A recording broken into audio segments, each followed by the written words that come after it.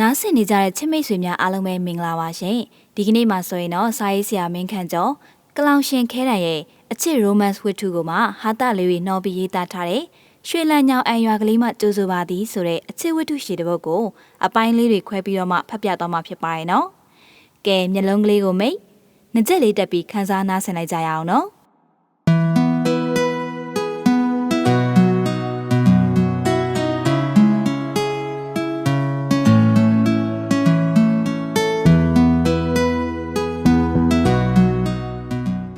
်အခန်း1ကလောဘကနေစီးလာခဲ့တဲ့ကားလေးဟာတောင်တန်းဒေသတွေကိုအဆင့်ဆင့်ဖြတ်ကျော်ပြီးရဲ့နောက်မှာတော့အဖြည်းဖြည်းအညာဒေသဘက်ကိုရောက်ရှိလာခဲ့ပြီဖြစ်ကြောင်းခန်းစားမိနေရပါပြီ။ရှမ်းပြည်ဘက်မှာတော့တိုက်ခတ်နေတဲ့လေလေးတွေထဲမှာအေးတက်လေးတွေပါဝင်နေခဲ့ပေမဲ့အညာဘက်ကလေထဲမှာတော့အပူငွေ့လိုလေဘူးကြီးတွေပဲပါနေတတ်တာကိုခန်းစားနေမိရပါတယ်။ပူလိုက်တာအခုလိုပူနေတာမို့လို့လေဒီအညာဒေသတွေဘက်ကိုယွန်းတာမလာကျင်တာပါ။သို့တော့ယွန်းတာအဖေနဲ့အမေကတက္ကသိုလ်ကျောင်းပိတ်ထားတဲ့အချိန်တွေမှာယွန်းတာရဲ့အဖွားအရင်ဖြစ်တဲ့သူစီကိုသွားရမယ်ဆိုတဲ့ဆုံးဖြတ်ချက်တစ်ခုကြောင့်လေအညာဒေသဘက်ကိုရောက်ရှိလာခဲ့ရခြင်းဆိုရင်ပုံမှန်နေပါလိမ့်မယ်။အဖွားကလည်းယွန်းတာကိုအရန်တွေ့ကျင်နေခဲ့တာပါ။အဖွားနဲ့လည်းမတွေ့ပြရတာအချိန်တော်လေးကိုကြာနေခဲ့ရပြီမဟုတ်လား။လေယွန်းတာကလေးဘွားတုန်းကဆိုရင်အဖွားခင်တိုးစီကိုအမြဲရောက်ဖြစ်ခဲ့တယ်။ဒါပေမဲ့အခုနောက်ပိုင်းမှာတော့မရောက်ဖြစ်ခဲ့တာတော်တော်လေးကိုကြာနေခဲ့ပါပြီ။အခုယွန်းတာသွားရမယ့်နေရာလေးကရွှေလန်းညောင်အိုင်းဆိုတဲ့ရွာကလေးတွေ့ရပါမိထီလာဘက်ကနေသွားရင်ချက်ချင်းရောက်နိုင်တဲ့ရွာလေးတွေ့ရဖြစ်ပါတယ်။ယွန်းတာရဲ့အဖေဖြစ်သူကရွှေလန်းညောင်အိုင်ရောက်သားရွှေလန်းညောင်အိမ်ရွာလေးကအဖေရဲ့ဇာတိချက်တွေမွေးရမည်။ယွန်းတာရဲ့အမေကတော့ရှမ်းတနုစစ်စစ်ရွာငံသူရွာငံဆိုတာကလောမြို့နယ်လေးရဲ့တစ်ဖက်တစ်ချက်မှာရှိတဲ့ဒနုကိုပိုင်အုပ်ချုပ်ခွင့်ရအရက်ဒေတာလေးပေါ့။ယွန်းတာကိုကြတော့တောင်ပေါ်မျိုးလေးဖြစ်တဲ့ကလောမှာမွေးခဲ့တာ။ဒါကြောင့်ယွန်းတာကကလောသူစစ်စစ်ငငယ်တုန်းကတော့ဒီရွှေလန်းညောင်အိမ်ရွာလေးကိုအဖေရဲ့အမေရဲ့နဲ့ယွန်းတာရဲ့အတူတူလာနေကြအဖေကိုယ်တိုင်သူမတို့မိသားစုလေးကိုကားမောင်းရင်သူ့ရဲ့ဇာတိရွာလေးကိုအလဲပြန်လာနေကြပေါ့အခုတော့သူမတယောက်တည်းလိုင်းကားစီးပြီးလာနေရပြီအိမ်ကအဖေနဲ့အမေကယွန်းတာကိုကားနဲ့ဒရိုင်ဘာထည့်ပြီးလိုက်ပို့ပေးမယ်ပြောရင်မဲ့သူမရဲ့အဖွားဖြစ်သူကလက်မခံကို့ကားနဲ့ကိုလိုက်ပို့ပေးနေရင်အသွားပြန်စီဖို့အများကြီးကုန်မှာပေါ့အေးလိုင်းကားတွေဒီလောက်ပေါ်နေရကိုလိုင်းကားနဲ့ပဲတင်ပေးလိုက်လာကြိုခိုင်းပေးမယ်တဲ့အဖွားလုပ်ပုံကြည့်ပါအောင်အဖွားအဲ့လိုတွေဈေးတွက်ပြီးကက်စီနဲနေတတ်တာဟာအဖေငငယ်တုန်းကတည်းကပဲလို့အဖေကပြောတယ်တားမိချင်းလဲကက်စီနဲနေတတ်တာပဲတဲ့အဖေကသူ့မိဖြစ်တဲ့သူရဲ့ကက်စီနဲပုံကိုတစ်ခါယွန်းတာကိုပြန်ပြောပြတယ်တို့ရရင်အဖွားကိုကက်စီနဲတယ်ဆိုတာထက်အတုံးဖြုံဆေးဆက်သေးကြတယ်လို့ပဲပြောရမလားမသိအဖွားကစီးစနစ်ကြီးတယ်ခေါင်းမာတယ်တက်သားတယ်ပြီးတော့တိတ်ကိုထက်မြက်တဲ့သူလည်းဖြစ်တယ်လေအရန်ထက်မြက်ပြီးစီးစနစ်ကြီးခဲ့လို့လေအဖိုးဆုံးကလေးကအဖွားတယောက်တည်းစိုက်ပျိုးရေးခြံလုပ်ငန်းတွေတရသီးတင်ပို့တဲ့လုပ်ငန်းတွေကိုဦးစီးဦးဆောင်လုပ်ကင်ခဲ့တဲ့နေရာမှာအရန်အောင်မြင်ခဲ့တာမဟုတ်လားပို့ပြီးတော့လည်းဖြစ်ထွန်းခဲ့ရတယ်အဖွားရဲ့စွမ်းရည်တစ်ခုတည်းနဲ့ဒီလုပ်ငန်းကြီးတွေကိုလွှမ်းမိုးချုပ်ကင်ထားနိုင်ခဲ့တာပါပဲအဲဒါကြောင့်မိထီလာနဲ့တဝိုက်မှာရွှေလန်းညောင်အိုင်ရွာကအဖွားခင်တိုးဆိုရင်မသိတဲ့သူကိုမရှိဘူးအဖွားတို့ခြံထွက်တဲ့တရက်သီးတွေက export quality ဖြစ်တဲ့အထီကိုနာမည်ကြီးတယ်အဖွားခြံထွက်တဲ့တရက်သီးဟာမြန်မာတိုင်းနိုင်ငံလုံးမှာအကောင်းဆုံးဆိုတဲ့ဆုကိုလည်းမန္တလေးမှာကျင်းပသွားတဲ့တရက်သီးပွဲတော်မှာရရှိထားခဲ့တာပဲမဟုတ်လားပြီးတော့အဖွားကိုယ်တိုင်ကလည်းရွှေလန်းညောင်အိုင်ရွာရဲ့တထေးရွာရဲ့မျက်နှာဖုံးအဖွားကစီးတာနေတာတာရေးနာရေးလှူရေးတန်းရေးကိစ္စများမှာတော့အဖွားကလက်မနေတတ်ဘူးတရားထက်သန်စွာလှူတတ်တယ်ဒါကြောင့်မို့လဲရွာမှာဆိုရင်အဖွားရဲ့ဩဇာတိတ်ညောင်းတာဘာပဲဖြစ်ဖြစ်ယွန်းတာကတော့အဖွားရဲ့ကစီနဲ့တက်တဲ့စကေးကအဖွားအပြင်2ယောက်မရှိဘူးဆိုတာကိုတော့လက်ခံနေပြီးသားပါပဲ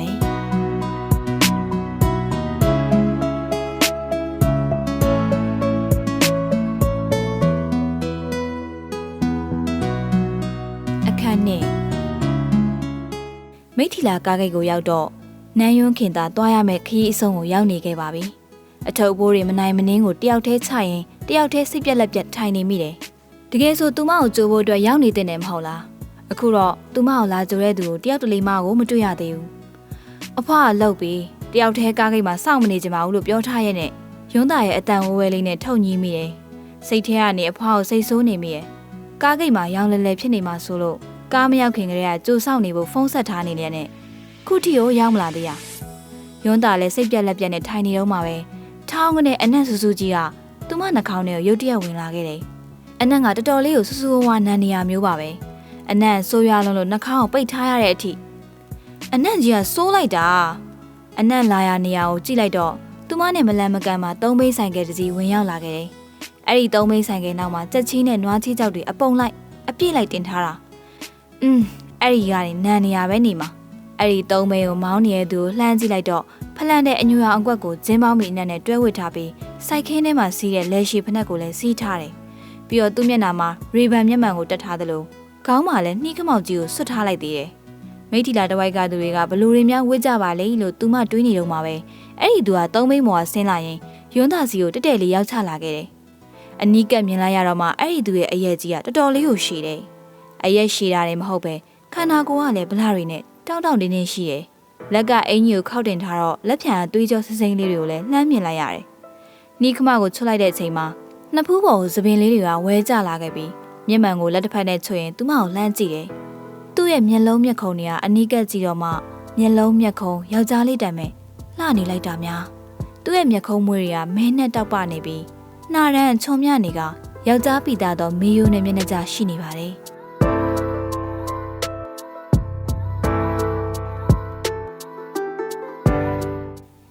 ညီမလေးမင်းကအဖွားခင်တို့ရဲ့မြေနန်းခင်ယွန်းသားလား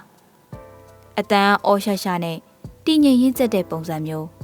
ပြီးတော့ရှမ်းပြည်ဘက်မှာတွေ့ရတဲ့ယောက်ျားလေးတွေရဲ့အတန်းလိုဝဲနေရမျိုးမဟုတ်ဘူးတလုံးချင်းကိုပြပြတတ်ပြောနိုင်တဲ့အတန်းယွန်းသားကိုညီမလေးလို့လှမ်းခေါ်ရင်နာမည်ကိုမေးလာတော့ခေါင်းငိမ့်ပြလိုက်မိရဲ့ဟုတ်တယ်ရှင်ဘာလို့လဲဟာဝမ်းသာလိုက်တာကို့အဖွားခင်တို့ကလာကြူခိုင်းလိုက်လို့ပါအစခက်တီတီကြီးဖြစ်နေတဲ့သူ့မျက်နှာချက်ချင်းဆိုသလိုရင်းနှီးဖော်ရည်စွာပြုံးလာခဲ့ပါတယ်ဟဲ့ကောင်လေးဒါအဖွားခင်တို့မြေးတဲ့ကဲဒီထုတ်တွေကိုသုံးမိမော်တင်လိုက်တော့သူကဝမ်းသာအားရပင်သုံးမိနောက်မှာပါလာတဲ့အလုပ်သမားတွေကိုယွန်းသားရဲ့အထုတ်တွေကိုတင်ခိုင်းလိုက်တယ်လေဒီချက်ချင်းနွားချီတွေတင်ထားတဲ့သုံးမိနဲ့လိုက်ရမှာလားအင်းလေဘာလို့လဲကလေးမရဲ့ပြီးတော့ဒါကချီးမဟုတ်တော့ပါဘူးမြေဩဇာတွေပါအပင်တွေအတွက်လိုအပ်တဲ့အာဟာရတွေပြီးတော့အဆိုးတွေမဟုတ်ပါဘူးအချောက်ခံထားပြီးပြီချက်ချင်းနဲ့နွားချေးတွေမြင်နေလဲနေတော့မြေဩဇာပါတဲ့မသိဘူးသူမတော့မလိုက်ချင်ပါဘူးအခုတော့အရန်နံလို့နှာခေါင်းပိတ်ထားရတယ်မလားနောက်ပြီးတော့သူမဝတ်ထားတဲ့ပုံစံကခက်မမိုက်လှလှလေးဒီသုံးမင်းကြီးနောက်ကလိုက်ရမှာဖီးငုတ်တယ်ရှက်တလူလိုအောက်တလူလိုကြီးပဲအာမလိုက်ဘူးဒီချက်ချီတွေနဲ့နန်စော်နေရဲ့နောက်ကတော့မလိုက်ချင်ပါဘူးရှိုးလဲပဲ့တယ်နန်လဲနန်တယ်နွားချေးချက်ချီတွေတင်ထားတဲ့နောက်ကနေမလိုက်ခိုင်းပါဘူးအဲ့ဒီနောက်မှာကိုယ့်ရဲ့တပြည့်တွေလိုက်ခိုင်းပါညီမလေးကကို့ဘေးကစိုက်တွဲမှာထိုင်လိုက်ရုံပဲသုံးမင်းရဲ့ဘေးနားမှာထိုင်လို့ရတဲ့ခုံလေးကိုအဲ့ဒီသူကလက်ညှိုးထိုးပြတယ်အာမလိုက်ဘူးနော်မလိုက်ဘူးအထုပ်တွေလည်းမတင်နဲ့ချီးတွေပေးသွားလိုက်မယ်မပေးဘူးလေမိုးကခင်းထားတဲ့နေရာမှာထားပေးမှာ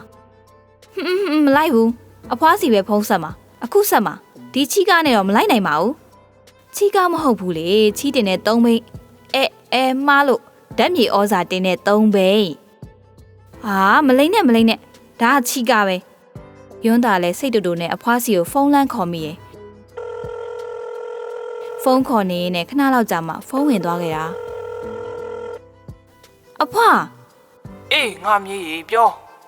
အဖွားရဲ့ကိုမြေးလေးတခါတလေမှရွာကိုလာလဲတာကိုအဖွားစီမှလည်းကားလဲရှိနေရဲ့နဲ့ဘာလို့နန်စော်နေရဲ့သုံးမင်းကြီးနဲ့လာကြိုခိုင်းထားရတာလဲ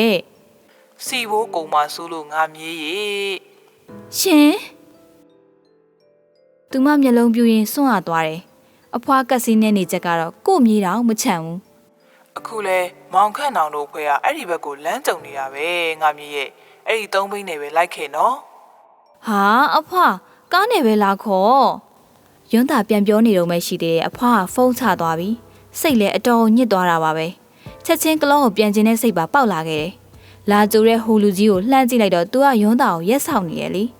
ဟဲ့ကလေးမအဖွားခင်တို့ကဘာလမ်းပြောလဲကိုတို့သုံးဘိန်းနဲ့ပဲလိုက်ခဲ့မှာလား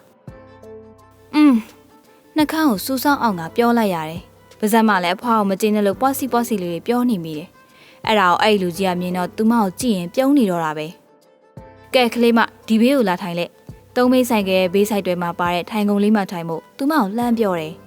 အဲ့ဒီနေရာကိုယွန်းတာထိုင်လိုက်တဲ့အချိန်မှာတော့ကြက်ချီနွားချီနဲ့နေကြတဲ့မှာခက်တင်းအမွေးနဲ့လေးတစ်ခုရလိုက်တယ်ဒါသူ့စီရပဲနေမှာစောနာသူမနာကိုလာတော့ကလည်းအဲ့ဒီအမွေးနဲ့ခက်တင်းလေးကိုရလိုက်သေးရဲ့လေသူကသုံးမိတ်ကိုမောင်းနေရင်နဲ့ကလေးမရဲ့အဖွားခင်တို့စိတ်ဆိုးမနေပါနဲ့တော့ကိုတို့လည်းဒီဘက်ကိုဓာတ်မြေဩဇာလာဝဲရင်ကြုံကြိုက်နေလို့အဖွားကကြိုးခိုင်းလိုက်တာပါပြီးတော့ကလေးမတို့အိမ်ကကားမောင်းပေးရဲ့ဦးလေးကလည်းစိုက်ခင်းတွေဘက်ကိုအလုံသမားလိုက်ပို့နေရတာအဲ့ဒါကြောင့်အခုလိုမျက်နှာကြီးကိုစူပုတ်မထားပါနဲ့လားထားမှာပဲဗျာ ကိုကကိုတော့စိတ်တူလို့မရဘူးလားသူမစိတ်တူတူနဲ့ဒေါသထွက်ပြီးပြောတော့အဲ့ဒီလူကြီးကထက်ရည်ပြန်တယ်ဒီအချိန်ဆိုကိုတို့ရွာဝင်ထမ်းပင်ခွေနေရာလေးကအရန်လာတာကလေးမကြည့်ပြီးရင်သဘောကျသွားလိမ့်မယ်ကြမကြစိတ်တူတူနဲ့ဘူးပေါက်တွေပဲပြောနေလိုက်မိရဲ့အဲ့ဒါကို तू ကလည်းရီပဲလိုက်ရည်နေတော့တာဘလို့လူတုံးဟာနောက်ကအလုပ်သမားတွေကလည်းသုံးဘင်းစီရတာကိုပျော်နေရလားမသိဘူးချီးပုံကြားတဲ့ကနေတချင်းတအေးအေးနဲ့ယွန်းတာမှသာသုံးဘင်းပေးရလက်ကင်လေးကိုကင်ရင်တစ်ချက်ရလာတဲ့ခက်ဆူဆူအနှံ့အသက်တွေကိုရှူရှိုက်ရင်လိုက်လာခဲ့ရတာလမ်းချိုးခွေလေးတစ်ခုကိုရောက်တဲ့အခါမှာတော့ရွှေလန်းညောင်အိုင်ရွာလေးမှကြိုးစိုးပါဤဆိုတဲ့ပထမဦးဆုံးရွာဝင်ဆိုင်ပုတ်ကြီးကိုတွေ့လိုက်ရတယ်ရွှေလန်းညောင်အိုင်ရွာကလေးကိုစဝင်လာခဲ့ပြီးထင်တာပါပဲသို့ပေမဲ့ရွာထဲကိုချက်ချင်းမရောက်သေးဘူးနည်းနည်းလောက်လေးအထဲကိုဝင်ရသေးတယ်ရွာဝင်လမ်းမှာမြင်လိုက်ရတဲ့ရှုခင်းတွေကတိတ်ကိုရင်သက်ရှုမောဝဲပါပဲထမ်းပင်တွေအများကြီးစီတန်းပေါက်နေတဲ့လမ်းကလေးကိုလည်းတွေ့ရတယ်ညနေခင်းဘက်ရောက်နေပြီဖြစ်တဲ့အတွက်ကြောင့်အနောက်ဘက်ကနေအောင်ကြီးလေးတွေကထမ်းပင်တွေပေါ်မှာဖြာကျနေရင်ထမ်းပင်ရိတ်ကလေးတွေကလမ်းပေါ်ကိုဝဲကျနေရပဲအရန်လာလိုက်တာတပြေပန်းစိုက်ခင်းတွေတရက်ချံတွေနှင်းစီစိုက်ခင်းတွေအပြင်စပယ်ပန်းစိုက်ခင်းတွေပါတွေ့လိုက်ရတယ်ရွှေလန်းညောင်အိမ်ရွာလေးဟာရွာလို့သာခေါ်နေကြပေမဲ့မိထီလာမျိုးနဲ့နီးနေခြင်းကလူမှုနေထိုင်ရေးစနစ်ကိုခင်မီတိုးတက်နေရထင်တာပဲခင်းထားတဲ့လမ်းတွေကမြေလမ်းမဟုတ်ဖုံတလုံးလုံးလဲထားမနေဘူးကတ်တရာလမ်းကွန်ကရစ်လမ်းတွေဖြစ်နေတယ်အထက်တန်းကျောင်းလဲရှိတယ်လို့ရွှေလန်းညောင်အိမ်ရွာလေးထဲမရောက်ခင်ဖွင့်ထားတဲ့ကော်ဖီဆိုင်လှလေးကိုတောင်တွေ့ခဲ့ရသေးတယ်။အိုးလှလိုက်တာရွာလေးရဲ့လေကွက်ထဲမှာတွေ့လိုက်ရတဲ့ဖြူဖြူဖွေးဖွေးအပင်လေးတွေကိုကြည့်ရင်ရေရွတ်မိလိုက်တယ်။အဲ့ဒါကနမပန်းစိုက်ခင်းလေးတွေလေလှတယ်မလား။လှတယ်။ကိုပြောတယ်မလားကိုတို့ရွာလေးရောက်လာတာနဲ့သဘောကျသွားမှာပါဆိုတာကိုလေလှတယ်လို့လားပြောတာဘသူကသဘောကျတယ်လို့ပြောနေလို့လေယွန်းတာရဲ့အလိုမကျဖြစ်နေတဲ့ဘူးဆက်ဆက်စကားတွေကြောင့်သူကမင်းကတော့လေတကယ်ကိုစွာတေးလန်လေးပဲအဲ့လိုပြောတယ်လေ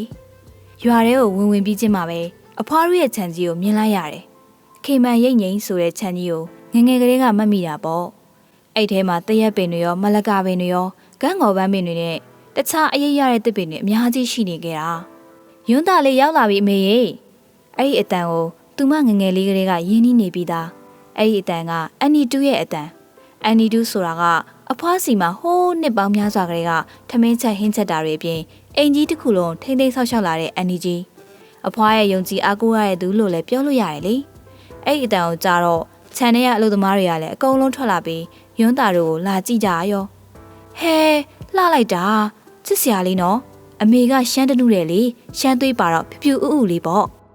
့ယွန်းတာကိုမြင်လိုက်ရတဲ့အချိန်မှာအဖွားခြံထဲမှာရှိနေတဲ့အလုပ်သမားတွေကတယောက်နဲ့တယောက်အဲ့လိုလေးပြောကြတယ်။အဖွားကစတုံးထုံးနေတန်းလန်းနဲ့အလောတကြီးထွက်လာခဲ့ရလားမသိ။ယွန်းတာကိုမြင်တဲ့အချိန်မှာတော့နေ့တော်ကြာမတွေ့ရတဲ့မြေးဖြစ်တဲ့သူကိုဝမ်းသာအားရကြည့်ရင်ပျော်နေခဲ့တယ်လေ။ဒါပေမဲ့ယွန်းတာကလည်းအဖွားကိုမြင်ကလေးကနှက်ခမ်းလေးကိုဆူထားမိပါတယ်။အဲ့ဒီမျက်နှာကြီးကဘာလို့စူပုတ်နေရလဲငါမြေးရဲ့အဖွားကမေးတော့လဲယွန်းတာကဘာမှပြန်မပြောမိပါ။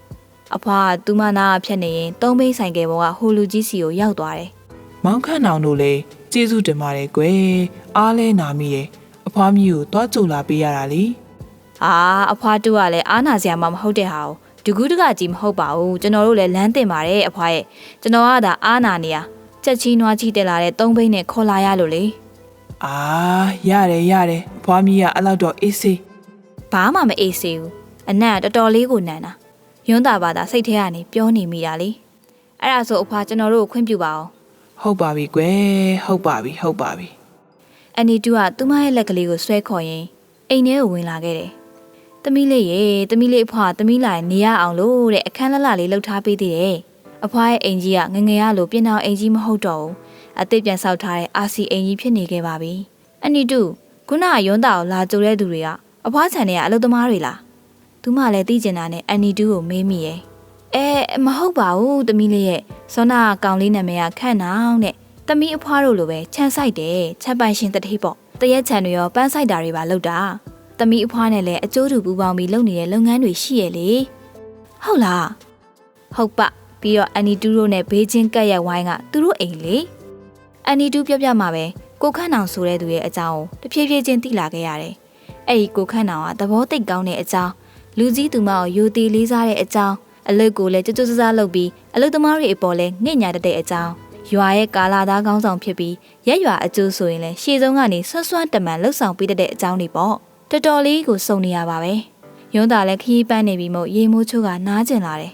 အဲဒါကြောင့်အဖွားပြင်ပေးရဲ့အခန်းထဲကိုဝင်သွားလိုက်တော့အရန်ကိုအံ့ဩသွားရတယ်လေအိမ်ပေါ်တန်လေးမှာအခန်းလေးကိုလှုပ်ပေးထားတာအတွင်းခန်းအပြင်စင်လေးတွေကရုံးသားငငယ်ကလေးကကြိုက်လာခဲ့တဲ့ပန်းနုရောင်လေးအခန်းထဲမှာသူမတို့မိသားစုနဲ့အဖွားရည်နဲ့အတူတူရိုက်ထားတဲ့ဓာတ်ပုံလေးတွေကိုဘောင်လေးတွေနဲ့တင်ထားတယ်အခန်းလေးကတက်ရက်ကတန့်ရှင်းနေရကြောင်းရုံးသားရဲ့စိတ်ကိုကြည်လင်လာစေသည်အဲဒီအခန်းလေးကနေအပြင်ဘက်ကိုလှမ်းကြည့်လိုက်တော့ရွှေလန်းညောင်အိမ်ရွာလေးအတွင်းကိုလှမ်းမြင်နေရပါတယ်တစ်ဖက်ကကိုခန်းအောင်ခြံဘက်ကလည်းပန်းပင်တွေရောအရိပ်ရတဲ့အပင်တွေပါအများကြီးတွေ့လိုက်ရတယ်ဒါပေမဲ့အဲ့ဒီအိမ်ကတစ်ထပ်အိမ်လုံးချင်းလေးရုံးသားလည်းအပြင်ဘက်ကိုခဏလောက်ပဲကြည့်ရင်တကားကိုပိတ်ခါအဲကွန်းကိုပဲဖွင့်ထားလိုက်တော့တယ်အညာလေးကပူအိုက်ကြီးဖြစ်နေရမို့အခုအချိန်တော့အဲကွန်းဖွင့်ပြီးတော့ပဲနေကျင်နေတာအဲကွန်းကိုအခန်းထဲမှာဖွင့်ထားခဲ့ပြီးရဲ့နောက်အခုတော့ရေချိုးမှဖြစ်ပါမယ်ခရီးလဲပင်ပန်းလာပြီမို့နားသိမ့်ပြီမဟုတ်ပါလား